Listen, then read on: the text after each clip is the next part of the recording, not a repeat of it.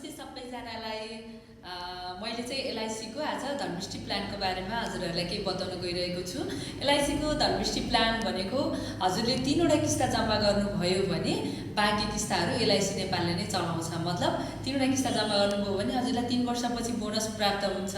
हजुरले यो 2वटा टर्ममा गर्न सक्नुहुन्छ, 10 वर्ष र 15 वर्ष। यदि 10 वर्ष टर्म छ भने त हजुरलाई 3 वर्षपछि आउने जुन बोनसको पैसा हुन्छ त्यसले नै हजुरको बाँकी 3वटा किस्ता जम्मा गर्न पुग्छ। यदि 15 वर्ष गर्नुहुन्छ भने हजुरले 2वटा किस्ता जम्मा गर्न पुग्छ। एउटा किस्ता चाहिँ हजुरले म्यानेज गर्नुपर्ने हुन्छ। यसरी नै हजुरको यो चरणमा चाहिँ यो धनवृष्टि प्लानको पोलिसी म्याच्योर हुन पुग्छ।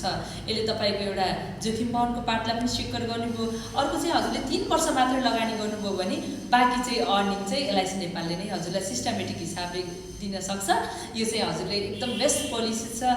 हजुर यदि व्यवसाय हुनुहुन्छ, ठुलो रकमको बिमाका सहितको हजुरले रिस्क कभर र तपाईँले बेनिफिट लिन चाहनुहुन्छ भने हजुरले एलआईसीको धनवृष्टि प्लान लिन सक्नुहुनेछ। विस्तृत जानकारीको लागि मलाई इनबक्स गर्नुहोला। धन्यवाद।